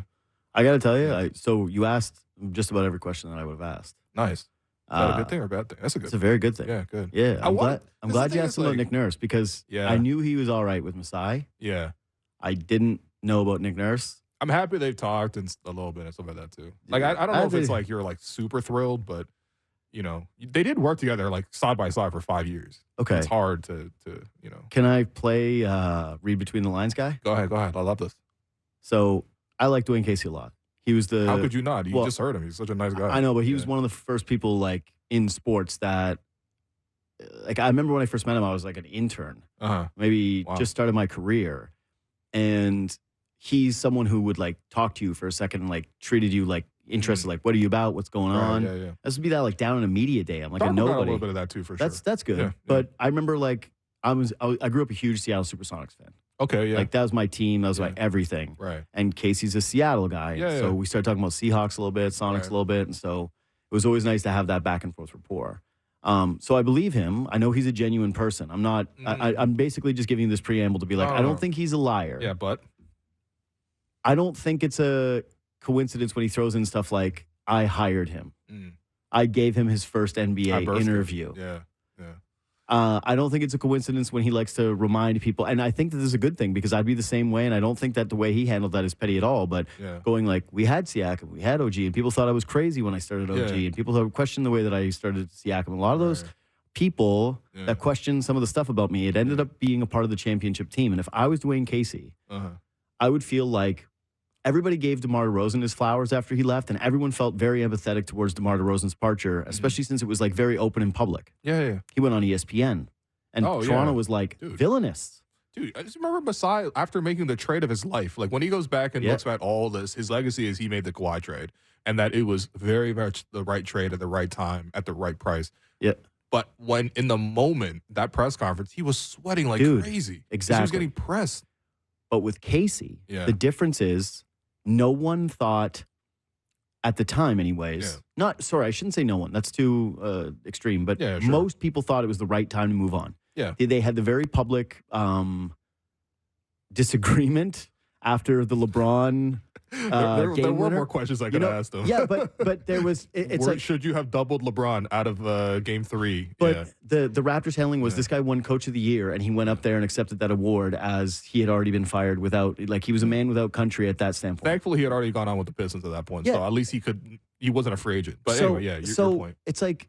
But no one really wept for Dwane Casey, and I think that no when one weeps for coaches, man. That's what I'm saying. And so if I'm him, you gotta be like a Jurgen Klopp. You got to be like a Greg Popovich, like Pep Guardiola, like that level of like. That's what I'm saying. Everyone else is kind of like, no offense, but a little bit fungible. But ultimately, that sucks. But for sure. But and that's the business, and like that's what I'm saying. I'm not weeping here. But ultimately, the guy is the wins leader for the Raptors. He got 320 wins, and I do think that he kind of built a stable program. He built a foundation. That's it.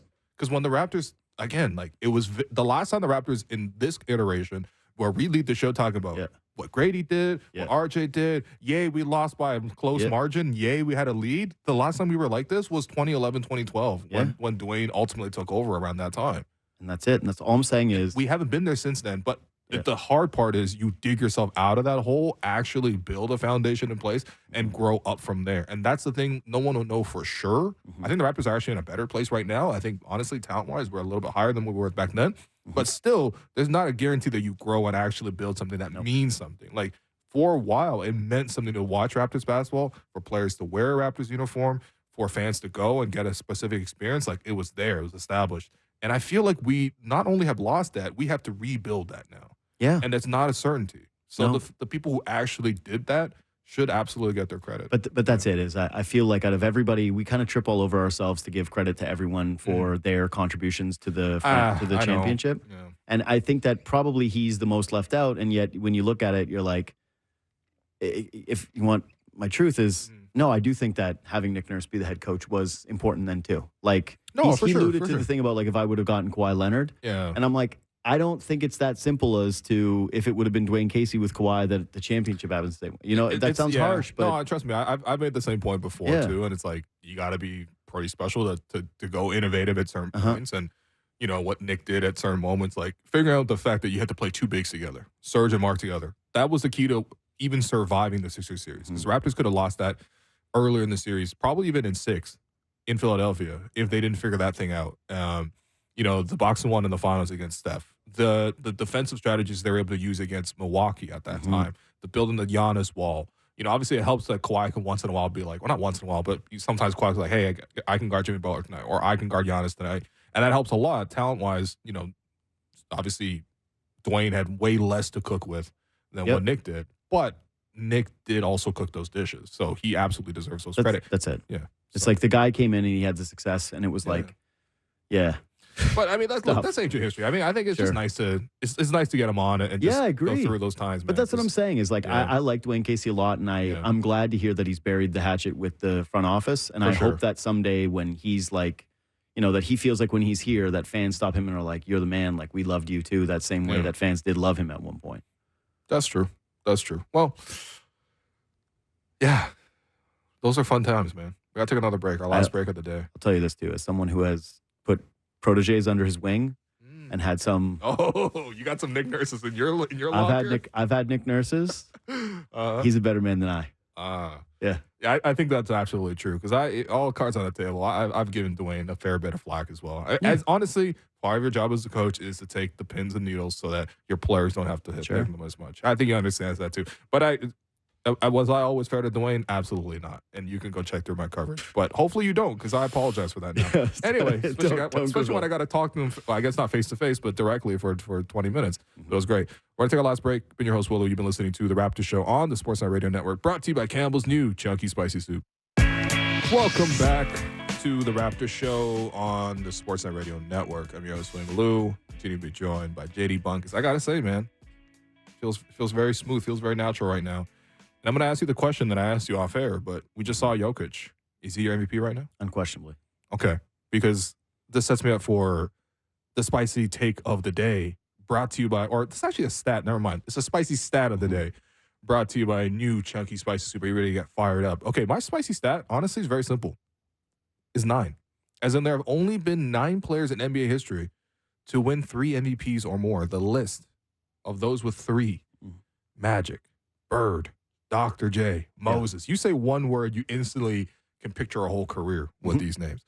Those with 4 MVPs on their ledger, LeBron and Wilt. That's it. And those were 5, Jordan and Russell. And then the only one with 6 MVPs in their career is Kareem. So I agree with you. Jokic would be the front runner right now. Probably my pick to win MVP right now as well. So if he wins it now, he's going to get to 3. And Jokic is 29. He's squarely in his prime. He, as far as all the superstars, very, very healthy. Very rarely misses time. You know what I mean? It's not like the Embiid thing. His team is elite. They're locked in. They're also in their prime. So my point is they're going to keep doing this. And after he wins this year, which he most likely will, and again, guys have already dropped out like Embiid because of injuries. Yep. He's probably going to be the favorite to win it again next year. So my question to you coming out of this is, when, if ever, will voter fatigue ever hit for Jokic? Because if we give him another MVP, he's in like LeBron and Wilt territory. He's already won with 3. He's going to be in Magic, Bird, Dr. J, Moses territory. And I'm not saying don't give it to him because you know what, you got to protect this. No, if he's the most valuable player, which he is clearly right now, give it to him. But I just want to know because voters typically change their behavior over time. Yep. So because both my parents were big basketball fans. Yeah.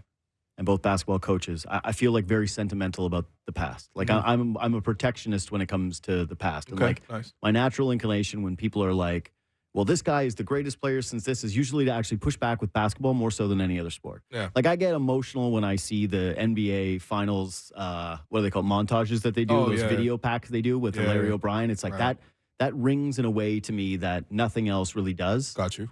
I think Jokic is going to be a part of that group. Like I just, all of those names that you said, I don't think it's going to be inappropriate at the end of his career that we mention him among them. I think he's that good. And it's for the reasons that we said earlier in the show, which is it's just the decision-making is elite. The ability in just about every single phase of the game is above average. I even think like his defense is a little bit better than... He's pretty good defensive last night. Than he gets credit for. He's an all-time great. My thing is I don't think he's going to stick around maybe long enough where he gets the bonus end of the career one. So he's not going to be LeBron with 40,000 points, which is such an absurd number, by the way. But don't you think that part of the legacy with Jokic is that he's kind of like the death of voter fatigue because that ended up happening? Well, LeBron should really be on this list with 6. For sure, for sure. But because they stopped giving it to LeBron. LeBron's like, okay, yeah, he's the best player, but guess what? Westbrook's better this year. Like, no one said Westbrook's better this year, but we're giving it to Westbrook. This year. We're giving it to Harden this year. Yeah. But that's what I'm saying is that now it kind of does feel like we tried to do that with Jokic already. Like, we've already gone through these cycles. We actually just did this with giving it to Embiid because realistically he was MVP of last year as well. So he should already be on 3, on the verge of getting 4. That's how I feel about it. Okay. We've already done this and that we've already had these cycles and now everyone has got to see him. Now he's won a championship. So even the casuals of the game have seen Jokic. You can't deny him, man. And what he did last year, But that's it. Is like he's now become this undeniable force. It's like, how many times has he beat the Lakers in a row now? 7? He's just their daddy. Like he is just. He loves taking them to the fourth quarter and then showing them what's up. He's like, maybe this time, and then he's like, no, not this time. Actually, I'm so happy LeBron has his version of LeBronto. Dude, that's it. And so all I'm saying is, LeBron. I love this take, but I kind of feel like he's now sort of risen above it, and we might not get voter fatigue. What I do think will happen though is that any year where it's kind of a split, where it's razor thin, like last year where it was Embiid. Like, let's say Giannis has another season that he puts together where the two of them are neck and neck. Yeah. I think that voters will probably still lean towards the other guy, that they view it as like a 52-48 split. Right. Yeah, because the thing with the Nuggets is like, it's not like last year, even last year, by the way, he didn't win it. He had a better season last year statistically. His team was also definitively number 1 in the West. This year, the West is a little bit more jumbled, right? Denver's obviously near the top and sometimes have been number 1, but like still, it's not like ahead of the pack in the same way. His efficiency is actually a little bit down from last year. And yet, it's like when you watch him, especially now, we're seeing the Raptors like, I'm not going to pick anyone else for MVP. He's the guy I at least want to see. So if your life's on the line, you're picking him in any game. There's no question. Can I give you some spicy numbers? Go ahead. All right, this player is 58th in win shares, tied with Michael Porter Jr. and Dante DiVincenzo. Third in 3-pointers made this year is Dante DiVincenzo. Okay. I couldn't believe that. That's actually that's almost more shocking than that could be the spicy stat. That's actually spicy. There's no way I wouldn't have guessed it. Dante DiVincenzo is third in the league in 3-pointers made this year. This player is 36th in point per game behind Cam Thomas and Jeremy Grant. This player is 31st in PER. He's 26th in box plus minus. He's 37th in VORP behind Mike Connolly. Who is this player? I know who this player is, but you let the audience know because it's first setup. Yeah. So you watched him last night where it becomes this two-man game with him and Jokic, and it's brilliant. And he can do it all on his own, and yet you have these raw numbers. He's never made an all-star game. He never gets any credit because he's beside the greatest player of all time. He truly, to me, is becoming modern-day Scottie Pippen, where it's like we don't really know. But at least Pippen had his season alone that kind of established him as like, oh, no, Scottie can do it. He'll win the regular season games. He's all that great. I guess what I'm asking you is, like, how do you slot Jamal Murray in the NBA? Because late in games, I feel like he's one of the players I'm most confident undeniable, especially in that two-man game. But that's it. But how much of it is the other guy? Like, what could you bring in there? Like, if you brought in De'Aaron Fox, what would it be? That was the guy I was going to ask you about because De'Aaron Fox also didn't make the All-Star team this year. Yeah. And it was like, that's nuts. He's so good. First off, he would have fully made it in the East. He's great. Yeah, he's incredible. But, yeah, I think with Jamal, it's so different because he's two players usually, but sometimes within the same game. Like in the first half last night, I'm like, Raptors attacking Jamal Murray a lot. 5 points. He wasn't scoring much, wasn't that aggressive, and honestly, wasn't even playmaking that much. I'm like, all right, like the fact that him and Reggie Jackson played each other to an equal is wild. I guess the other half of it is sometimes he's Reggie Jackson. The other half is sometimes in these crunch time games, he looks incredible to me. Like one of the best crunch time players. And you could say that, like, yeah, he gets Jokic to screen off of him. And that means that the big never comes over to help because they're obviously attached to Jokic. Or maybe sometimes they switch and he gets a mismatch that he's playing in a mismatch. Of course, there are advantages playing with Jokic. But so much of it is him creating on his own. You saw late in the game there where because, and I think Jokic benefits from having another guy who can dribble and handle too. So that he can also get himself free to score a little bit easier.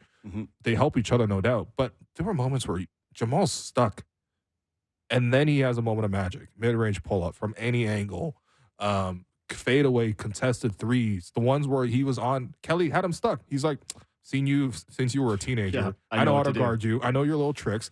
And he got him stuck. And Jamal Murray's like, okay, I'm going to step through, lean, like a finger roll from 5 feet, and it's going to bounce in. So I think, there's just 2 Jamal Murrays. When you average it out, he doesn't look like as exceptional, but absolutely within him, there's 2 players. I think that we discount him because we try to fall over ourselves complimenting Jokic, because we already did the thing where we didn't compliment Jokic enough, and now it has to be like extreme all the time, and I feel a bit of that too. I mean, he's also that good. No, he is that good, but that's it. Is like in his world, in his orbit, he's so incredible that I don't know what. Like I said to you that I think if Michael Porter's on any other team, I'm like, this is one of my least favorite players in the NBA, and I think that he kills teams, and you're like, well, there's certainly guys. Like we saw Will Barton come from Denver to Toronto. Look at Bruce Brown. Look at Bruce Brown. Yeah. You like watching Bruce Brown? I don't understand why Bruce Brown feels the need to take over as much as he. Nobody asked for this. That rotation at the end of last night's game, nobody asked for that one. Why? But he's just gambling. I feels like almost like I'm too good for this. For sure. But honestly, you came off a championship. I get it. But like, dude, he's got to chill out, Brucey B. Just yes or no quickly before the show ends. Because I think that Jamal Murray is actually one of the most clutch players in the NBA. Yeah. Like undeniably. Life is on the line. I'd like him a lot. But it's like, let me just list some players off and you say which one or Jamal Murray. Donovan Mitchell or Jamal Murray? Jamal. See, that's what I mean. De'Aaron Fox or Jamal Murray? That one's actually really close. I feel like if you gave De'Aaron Fox Jokic to play off of, I might actually take De'Aaron Fox. I mean, he does have kind of baby Jokic. Yeah. Actually, I don't know, though. Man, that's really close. That one's really close. That might be a push. Jalen Brunson? No, come on. Yeah, okay. But no offense to Jalen Brunson. Bro, this is what I'm saying. Jalen Brunson is like, he's top 10 in usage. He's going to be all NBA this year. But think about the oxygen that some of these guys get as number ones, and that Jamal Murray is just willing to be a number 2 with Jokic and win these championships and be clutch. It's like, this is. Would you rather Dame or Jamal?